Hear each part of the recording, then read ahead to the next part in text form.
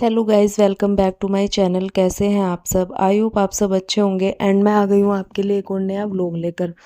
तो ये वाला व्लॉग मंडे मॉर्निंग का है। सुबह 5:30 बजे हम लोग उठ गए थे आज जल्दी ही। कल संडे था, आप लोगों को पता ही है। कल लगा हुआ था चंद्र ग्रहण, तो रात को था, तो हम लोग रात भर मतलब जगे ही थे। हम 2-2:30 बजे के बाद ही सोए हैं। और उसमें बताते हैं कि पूजा पाठ कुछ भी नहीं होता है, लेकिन आप जो है ना, अगर कोई माला वगैरह करते हो या फिर कोई जप वगैरह करते हो आप, तो वो कर सकते हो अपना। तो वैसे बैठ के भगवान का नाम ले सकते हैं। तो हमने भी 2-2.5 घंटे तक वही किया। पहले हम सब ये सब चीज़ें नहीं करते थे, लेकिन ये है कि अभी हम लोग ना पूजा पाठ से बहुत वैसे जुड़ गए हैं, तो हम ये सब चीज़ें करने लगे हैं, जिससे कि हमें बहुत ज़्यादा शांति सुकून मिलता है। तो बस सुबह हम लोग उठ गए 5:30 बजे। फिर मैंने अंदर की क्लीनिंग करी, पतिदेव ने भी मेरी हेल्प करी उसमें, झाड़ू पोछा वगैरह डस्टिंग सब हमने कर ली। फिर मंदिर की क्लीनिंग करी, पतिदेव चले गए नहाने, मैं आ गई थी बालकनी में। मैंने कहा थोड़ा सा ना ये भी क्लीन कर देती हूँ, क्योंकि पूरी धूल मिट्टी हुई रहती है। और ये ग्रहण वगैरह अगर लगता है ना, चाहे कोई सा भी ग्रहण हो, उसके बाद ना घर में साफ सफाई होना बहुत ज़रूरी है हर एक चीज़ की। उसके बाद ही आप कोई भी काम शुरू करें, चाहे वो मंदिर का हो, पूजा पाठ का हो, या फिर रसोई का हो, कुछ भी हो। आपको ना नहाने धोने के बाद और साफ़ सफाई करने के बाद ही शुरू करने चाहिए सारे काम, जब इस तरीके की चीज़ें होती है, ग्रहण वगैरह लगता है तो। और बहुत सारी चीज़ें तो आप लोगों को पता ही होगी कि उसमें क्या करना चाहिए क्या नहीं करना चाहिए, वो तो एक अलग चीज़ हो जाती है। लेकिन जब वो सारी चीज़ें हो जाती है, उसके नेक्स्ट डे आपको सब साफ़ सफाई करके और सारी क्लीनिंग करके ही अपने काम शुरू करने चाहिए। तो यहाँ पर हमारी जो है सारी क्लीनिंग का काम निपट गया था, पोछा वगैरह सब हो गया था, बालकनी वगैरह मैंने सब क्लीन कर दी थी। पतिदेव ने कर दी थी पूजा, और पूजा करने के बाद वो बैठ गए थे अपना ऑफिस का काम करने के लिए। तो मैं आ गई थी नहा के सीधे किचन में। तो अब करते हैं नाश्ते की तैयारी, क्योंकि उनको ऑफिस भी जाना है, तो मैं उनके लिए लंच भी बनाऊंगी। तो ना कल रात के काफ़ी सारे चावल बचे हुए थे, मतलब दिन में मैंने बनाए थे। तो रात को तो मैंने फिर कुछ बनाया ही नहीं था। और जो भी खाना बनाते हैं ना, उसमें तुलसी के पत्ते ज़रूर रखने चाहिए। तो उसके बाद दिन के चावल बचे हुए थे ना कल के, वो मैंने फ्रिज में रखे हुए थे। तो मैंने सोचा कि इनको ना फ्राइड राइस बना देती हूँ अभी, ये यूज़ भी हो जाएंगे और वेस्ट भी नहीं होंगे। तो बस यहाँ पर मैं सारी सब्जियां चॉप करने लगी थी। और बहुत अच्छे लगते हैं, ऐसा नहीं है कि बच गए हैं तो फिर उनको हम कुछ यूज़ में नहीं ला सकते हैं। बहुत टेस्टी लगते हैं, आप कभी बना के देखना। तो बस आज हमारा जो है ना लंच में यही होने वाला है। तो काफ़ी सारे चावल बचे हुए थे। तो यहाँ पर मैंने पत्ता गोभी, गाजर और शिमला मिर्च, टमाटर, इन सबको ना बारीक चॉप कर लिया है। और अभी जो मैं नाइफ़ यूज़ करूँ ना, इतने अच्छे हैं चॉपिंग के लिए, बहुत ही ज़्यादा अच्छे। मैंने शेयर भी किए थे आपको, बिग बास्केट से मंगवाए थे। तो बस यहाँ पर मैंने फ्राइड राइस बनाना स्टार्ट किया। तेल गरम किया, कढ़ाई में जीरा डाला, उसके बाद टमाटर, और उसके बाद जितनी भी सब्जियां चॉप करी है, सब्जियां आप अपने बच्चों के हिसाब से, अपनी फैमिली के हिसाब से जो भी पसंद है वो इसमें ऐड कर सकते हैं। आधी मैंने इसमें हरी मिर्च भी ऐड करी है, थोड़ा सा तीखा बनाने के लिए। इन सबको हम कर लेंगे, मतलब 2-3 मिनट तक ना भून लेंगे इनको अच्छे से। और उसके बाद इसमें मसाले डालने शुरू करेंगे, बेसिक मसाले। और फ्राइड राइस मसाला इसमें ज़रूर ऐड करना, मैंने तो मंगवाया हुआ है, मुझे बहुत अच्छा लगता है उसका टेस्ट। साथ ही साथ मैं इसमें थोड़ी सी सोया सॉस ऐड करूँगी, जिससे कि इसका फ्लेवर बहुत ही ज़्यादा टेस्टी आता है। उसके बाद मैं इसमें जो बचे हुए हमारे चावल थे वो ऐड कर दूँगी, और इनको अच्छे से मिक्स कर देंगे। सब्जियों का हमें थोड़ा ध्यान रखना है, हमें ज़्यादा नहीं पकाना होता उनको, बस 2-3 मिनट के लिए सोते करना होता है। वो करने के बाद फिर उसमें मसाले और चावल ऐड कर देना, तो आपके फ्राइड राइस बनके एकदम तैयार है और बहुत ज़्यादा टेस्टी लगते हैं।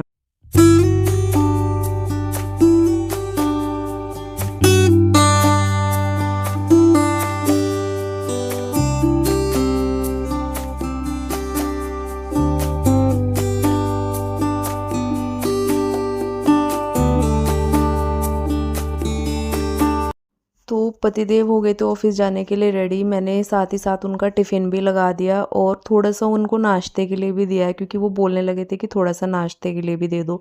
वो देने के बाद उसके बाद मैंने टिफ़िन पैक कर दिया, साथ ही साथ खीरा कट करके रख दिया एक। और अब उनका टिफ़िन हो गया पैक, वो निकल जा रहे हैं मतलब ऑफ़िस के लिए। और मैं बाद में अपना काम करने लगी, फिर वो चले गए थे ऑफ़िस। मैं आई सीधे किचन में, क्योंकि सबसे पहले करूँगी किचन क्लीनिंग। जब ये काम निपट जाए ना तो बड़ा सुकून मिलता है। अगर किचन का काम पड़ा रहता है ना, मतलब बाद के लिए छोड़ दो, तो मुझे बड़ा दिक्कत आती है। फिर बाद में ना ये सारी चीज़ें, अगर कुछ बनाने का मन हो, पहले फिर बर्तन करो, क्लीन करो सब। ये ना मैं साथ के साथ करती हूँ। अगर नाश्ता बनाती हूँ तो साथ के साथ किचन क्लीनिंग, लंच बनता है तब भी, साथ ही साथ डिनर बनता है तब भी। तो ये सारी चीज़ें ना साथ के साथ ही करनी चाहिए, जिससे हमारे लिए बाकी के काम ईज़ी हो जाते हैं। अगर कभी भी हमें किचन में कोई भी काम करना है, तो अगर बर्तन वगैरह पड़े रहते हैं ना, तो पहले फिर उनको करना पड़ता है, उसके बाद बाकी के काम होता है, तो उसमें बहुत ज़्यादा एक्स्ट्रा टाइम भी लगता है। साथ के साथ ना बर्तन गीले भी होते हैं, तो उनको ना जल्दी साफ़ कर सकते हो आप।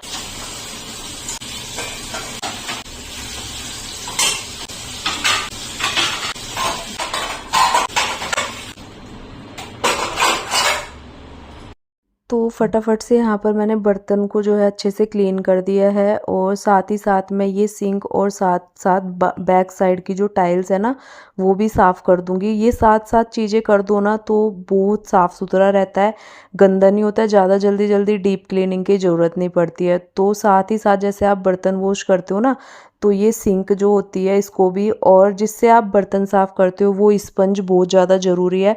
उसको कभी भी गीला नहीं छोड़ना चाहिए, क्योंकि आपको पता है मौसम क्या चल रहा है, और इस टाइम पे तो बहुत क्लीनिंग का ध्यान रखने की ज़रूरत पड़ती है। जहाँ भी मॉइस्चर रह जाता है ना, वहीं पर छोटे छोटे मच्छर वगैरह ये सब पनपने शुरू हो जाते हैं। तो मतलब ज़्यादा से ज़्यादा किचन की चीज़ें या घर की कोई भी चीज़ हो ना, वहाँ पर मॉइस्चर नहीं होना चाहिए, सूखा होना चाहिए सारी जगह, तो सारी चीज़ें अच्छे से रहती है, ठीक रहती है। तो बस यहाँ पर मैंने सिंक को भी अच्छे से साफ़ करके छोड़ दिया था। उसके बाद मैं आई गैस स्टोव साफ़ करने के लिए। तो मैंने गैस स्टोव पे जो मैंने घर का ही सॉल्यूशन बनाया है, पिछले व्लॉग में भी शायद मैंने आपको बताया था कि बेकिंग सोडा, विनेगर और थोड़ा-सा नमक डाल के, और साथ ही साथ पानी ऐड करके, कोई भी आपके पास स्प्रे बोतल हो, जैसे कोलिन वगैरह की बोतल आती है, खाली हो जाती है, तो उसमें आप भर सकते हो। मैं सच बता रही हूँ, ये जो विनेगर की स्मेल होती है ना, इससे जो छोटे-छोटे मच्छर आते हैं ना आजकल के मौसम में, वो आने बिल्कुल बंद हो जाते हैं, और एक अलग सी शाइन आती है, आप देख लो। तो मैंने अभी काउंटर टॉप, गैस स्टोव सब क्लीन कर दिया है, इतने अच्छे से चमक जाती है, और घर का ही आपके किचन में सारी चीज़ें मिल जाएगी, आपको ख़रीदने की भी ज़रूरत नहीं पड़ती है। तो इस तरीके से आप थोड़ी सी ट्रिक्स या आइडियाज़ लगा के अपने घर की चीज़ों से ही अच्छे खासे किचन क्लीनर्स बना सकते हो।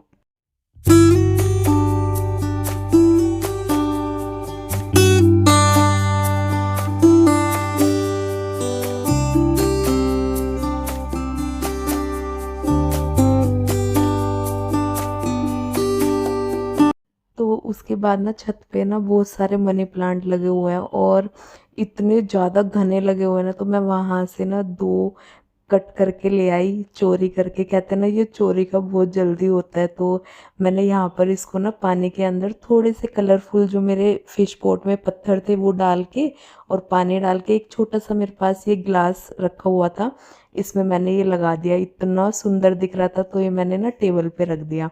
तो देखते हैं ये ग्रो करता है कि नहीं। मैं ले तो आई हूँ चोरी से। और बताना, ये चीज़ें आपने भी सुनी है कि ये चीज़ें ना चोरी से लगाओ तो ज़्यादा अच्छी मानी जाती है। तो मैं ले आई चोरी करके, और मैंने ये लगा दिया। अब देखते हैं ये ग्रो हो पाता है या नहीं। किचन क्लीनिंग वगैरह सब खत्म हो गई थी। उसके बाद थोड़े से कपड़े थे धुले हुए, उनको मुझे अरेंज करके रखना था। तो सारे काम मेरे जो है ना घर के एकदम निपट गए थे इस टाइम तक। बस ये लास्ट काम बचा था। इनको भी मैं फोल्ड करके फटाफट से अलमीरा में लगा दूंगी। और अलमीरा मम्मी ने जब से सेट करके गई है ना, तब से मैं वैसे ही रख रही हूँ, एक बार भी बिगड़ी नहीं है तब से। वरना तो मेरा रोज का जो है ना, तीसरे चौथे दिन मुझे सही करनी पड़ती थी। लेकिन मम्मी ने इतनी अच्छे तरीके से अरेंज करी है ना, तो मैं अब उसी तरीके से कपड़े लगा देती हूँ। तो तब से अलमीरा बिल्कुल ऐसे ही ऑर्गेनाइज हो रखी है। मुझे बिल्कुल भी इसमें ज़्यादा कुछ करने की अभी तक ज़रूरत नहीं पड़ी है। तो मैं भी इसी तरीके से लगाऊंगी, और किसी दिन आप लोगों के साथ साथ शेयर करूंगी कि मम्मी ने किस तरीके से कपड़े लगाए हैं। तो बहुत ही ज़्यादा स्पेशियस बना दिया है इस छोटी सी अलमीरा को। तो मैंने यहाँ पर कपड़े लगा दिए हैं सारे। उसके बाद जो है मैं निकाल रही थी अपनी दूसरी बेडशीट। हाथ के हाथ ना मैं ये बेडशीट भी चेंज कर दूँगी क्योंकि इसको 5-6 दिन हो गए हैं। तो मेरी एक सब्सक्राइबर ने बोला था कि बेडशीट को ना ज़्यादा दिन तक मत रखा करो। तो अभी मेरी बेडशीट चाहे गंदी हो ना हो, मैं ना 5वें छठे दिन उसको चेंज कर देती हूँ। तो कई बार तीसरे चौथे दिन भी हो जाता है। तो मुझे ना उनकी बात हमेशा याद आती है जब भी मैं बेडशीट चेंज करती हूँ। और मेरे पास एक और कमेंट आया था कि आपके पास बस 2 ही बेडशीट है क्या? तो नहीं, 2 बेडशीट नहीं है, लेकिन अभी मैं इनको ही यूज़ कर रही हूँ क्योंकि मेरे पास काफ़ी सारा कलेक्शन था बेडशीट्स का और मैं कुछ गाँव में भी ले गई। वहाँ मैंने ले जाके रख दी है 3-4 बेडशीट और अभी न्यू भी रखी हुई है। और मैं ना बेडशीट्स जो है ज़्यादा अपनी हमेशा से ही दिवाली पे लेती हूँ क्योंकि दिवाली के आसपास ना इतने सारे त्योहार आते हैं और मैं उसी पे ना थोड़ी बहुत घर के मतलब सजावट की चीज़ें और जैसी ये है बेडशीट वगैरह होती है उसी टाइम पे लेती हूँ। तो मैं दिवाली के टाइम पे ये बेडशीट लेने वाली हूँ, तब तक तो मैं यही वाली यूज़ करूँगी। और अभी मेरे पास न्यू भी है, मम्मी ने एक बेडशीट दी थी वो रखी हुई है, वो भी आपके साथ शेयर करूँगी मैं आने वाले टाइम में। तो बस यहाँ पर मैंने अपनी जो है बेडशीट लगा दी और मुझे बहुत प्यारी लगती है दोनों ही बेडशीट्स जो मैंने ऑनलाइन लिया है। इनका लिंक आपको डिस्क्रिप्शन में मिल जाएगा, किसी भी ऐप से आप ले सकते हैं। तो यहाँ पर मैंने बेडशीट भी चेंज कर दी।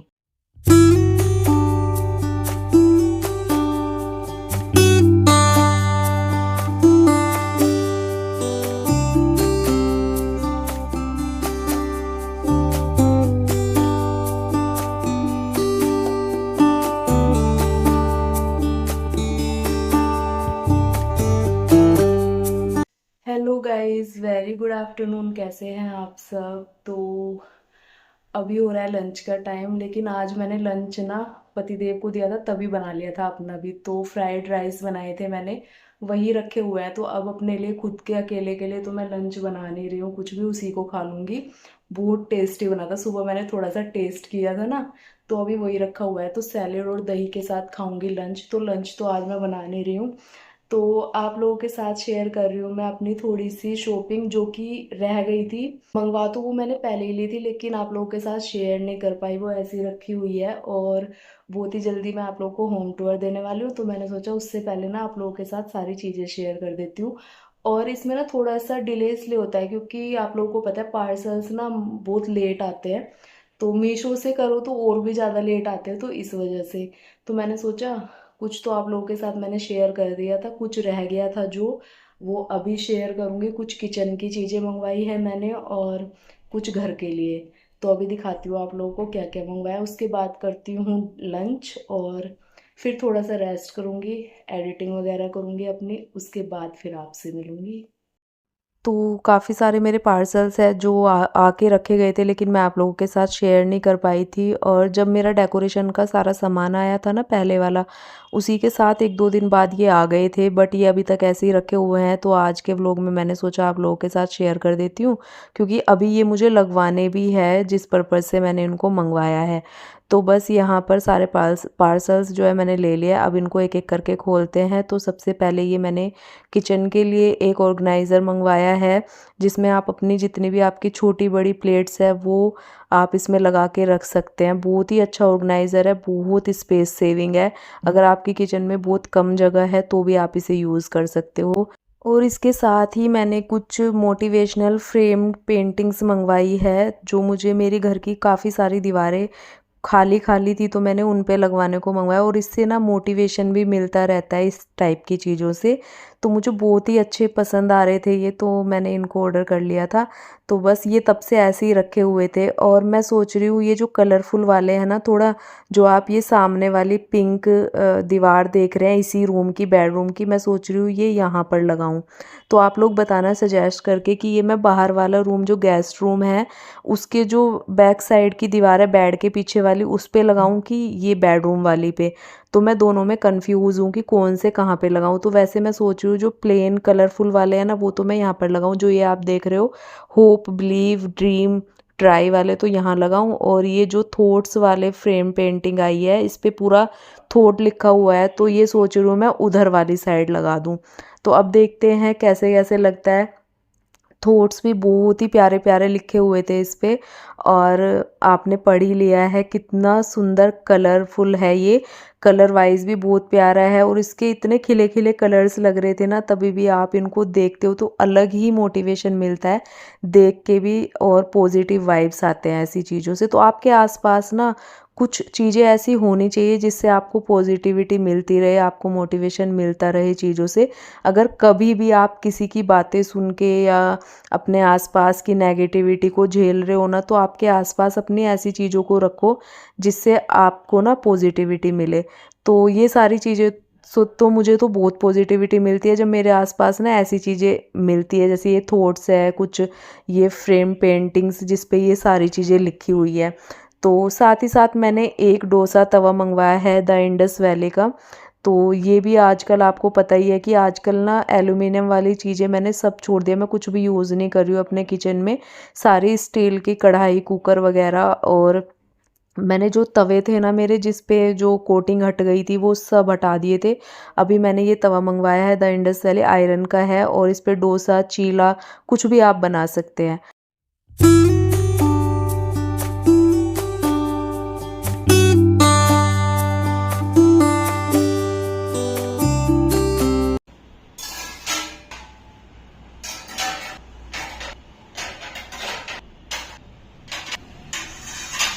उसके बाद मैं आई किचन में आपको ये ऑर्गेनाइज़र सेट करके दिखाने के लिए। तो ऑर्गेनाइज़र में मैंने सारी प्लेट्स को ऑर्गेनाइज़ कर दिया, और साथ ही साथ मैंने इसको काउंटर टॉप पे आपको रख के दिखाया। अगर आपके पास स्पेस है काउंटर टॉप के ऊपर, आप वहाँ भी इसको रख सकते हैं, या फिर आप जो कैबिनेट्स बनी होती है ना उसके अंदर भी आप इसे रख सकते हैं। तो मैंने तो अंदर ही रखा है, क्योंकि काउंटर टॉप पे ना मुझे ज़्यादा भरा भरा पसंद नहीं है, लेकिन प्लेट्स का ये मुझे चाहिए था, मैंने अंदर रख दिया कैबिनेट्स के सारी प्लेट्स लगा के।